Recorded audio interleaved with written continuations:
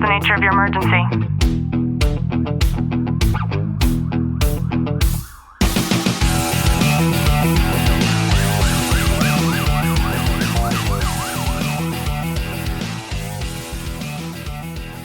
Welcome back to the Tactical Living Podcast. I'm your host, Ashley Wilton, joined by Sergeant Wilton. How are you? I'm good.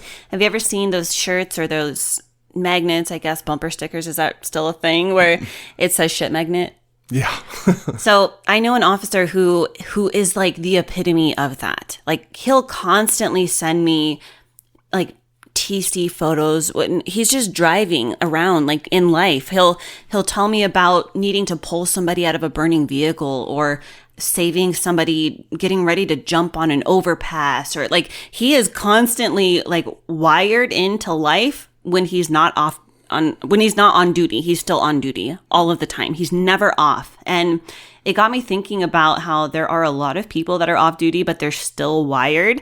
And Clint, you do this so good where you actually know how to take a vacation. You and I just celebrated your 40th birthday. Yes. And we went to Vegas, and it was completely like off of work, totally like just hanging out and had nothing to do with work. You weren't on work mode at all. So how does one do that? And I think it starts not only when you're off and being able to break away, but when you're on work too. I think if you're always expecting something bad to happen, or you're going to run into those events and you're going to see it on a consistent basis, that you're going to almost create that dynamic more. So I look back as when I was an officer and I had me and my sergeant at the time, him and I would ride together all the time. And there was one time we were working, we incorporated our schedule to where we were going to work a very long shift so we could have the next day off and not have to come in. But it was like 9:30, 10 o'clock at night, and he was one of those shit magnets, and he made the joke to me. He's like, oh, because we were going to a man gun call, possible shooting, and we were on our way to it. He's like, we're going to get into a shooting right now. He's like, I feel it in my gut. And he's been in multiple shootings before. Like, he is one of those shit magnets that this happens to. And I look at him, I go, yeah, good luck with that, because I'm the opposite. And he looks at, he's like, what do you mean? I'm like, you know, when you get behind a stolen vehicle and they take off on you and they run and then you get into a pursuit and everything like that. He goes, yeah. And I'm all, guess what they do when I pull them over? They pull over and put their hands up. I swear, no joke, every time. This is what's happened to me. And this isn't like a one-off story. Like, if you think it's going to go wrong, it changes that dynamic when I get into the mix on it. And it's so weird how that dynamic happens. So I look at him and go, okay, you think we're going to do that? You want to bet money? and we get there and we ended up clearing the call because we didn't locate anything or anyone matching or anything like that. And he goes, well, you were right. I'm like, I know. That was such a teenage boy comment. You want to bet money? That's what we do.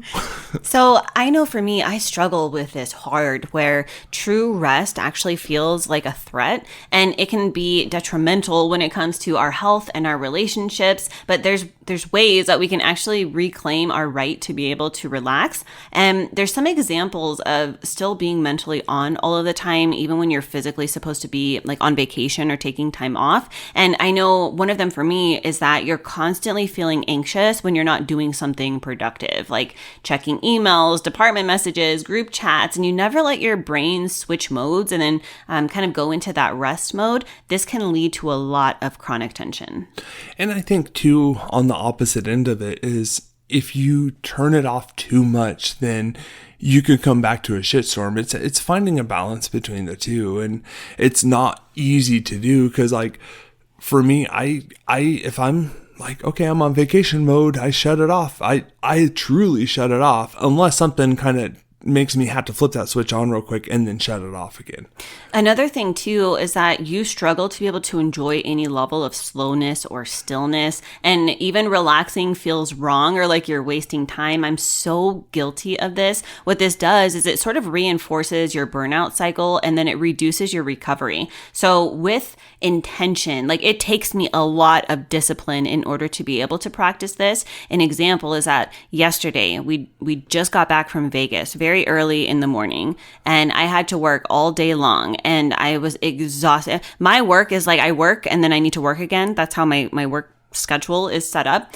And I was so freaking tired. And last night I should have been on the computer. I should have been doing more work, but I just knew like I need a mental break. I'm tired physically from being in Vegas, and then I'm tired emotionally from all of the work that I had to do leading up to Vegas, and now the exhaustion of all of the work that I have to do because I went to Vegas. And last night we watched a documentary, and I don't know, it was like 5 episodes or something like that, and it was the Pee Wee Herman one, which I highly recommend that everybody watch. What you think of that man is not what the reality is. And I was engrossed in it. I really enjoyed it. I don't like watching just like random shit. If I'm going to watch something, I like it to be something true and real.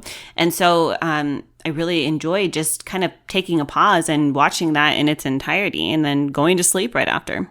Yeah. And like that documentary it's one of those things like, because especially for you like always learning something, you like to improve, you like to have something that's feeding you, not just the mindless activities, even though that is, but at the same time, it's almost feeding your brain kind of associated to that individual. It's changing that dynamic of how you look at him as an individual. And it's important to be able to shut it down and to take that break. I know. I'm thinking of one of your partners who, definitely struggles with this, whether he knows it or not. But a lot of people might even feel guilty for not being available to their team. They might worry that something's going to happen when they're gone. And when this is your mindset, it keeps you tethered to responsibility even when you're off the clock. Yeah, you need to have a balance because of your personal and professional lives. And because there's times where like, and I know exactly who you're talking about. You got it. If you're always work, and then you're home, but you tell yourself a story. When I'm at home, but that reality isn't necessarily true from someone from the outside looking in. You need to be open to accepting, saying, okay, I need to take a break. I need rest, because you show up physically exhausted and mentally exhausted every day, and it's noticeable. And it's one of those things like, if you have work you're wanting to do, you're not motivated to do it when you're actually trying to. You're right, because some people pack that same mental load that they just left work with, and they're still thinking about a recent call or a conflict or a case, and it's not real rest. It's just like a change of location. Yeah, and you're going to burn yourself out if you keep living your life that way, and you had to create that balance and create that divide for yourself too. Say, okay, I'm off, I'm done, I'm not worried about a thing.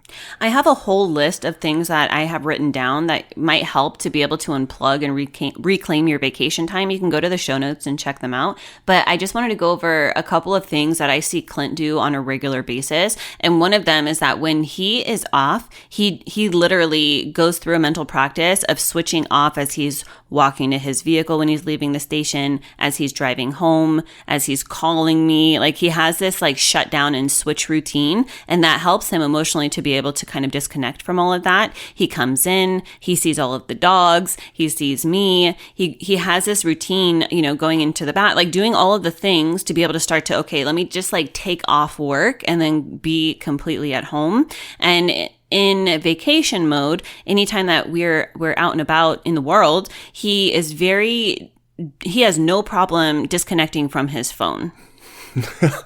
It's one of my favorite things to do. Yeah, I wasn't saying it like it's a funny thing. It's a great strategy, a tactic that definitely works to be able to disconnect. And I think that a lot of people fail when it comes to that level of discipline and being able to not have the excuse of like, well, what if something an emergency happens? You know, like that's the excuse, right? If an emergency happened for me, like you better knock on my fucking door because that's about the only way you're going to get a hold of me. And I think that's important to create those habits and those routines for you as an individual, because like for shedding, like Ashley said, like I can separate myself from my phone and be okay with it ultimately, and I think one of the biggest benefits of that, which makes it easy for me, was when us growing up, we never had cell phones. We never, like, if someone had to get a hold of you, they had to figure out a way to how to get a hold of you. If it's an emergency type situation, either the emergency is going to work itself out, or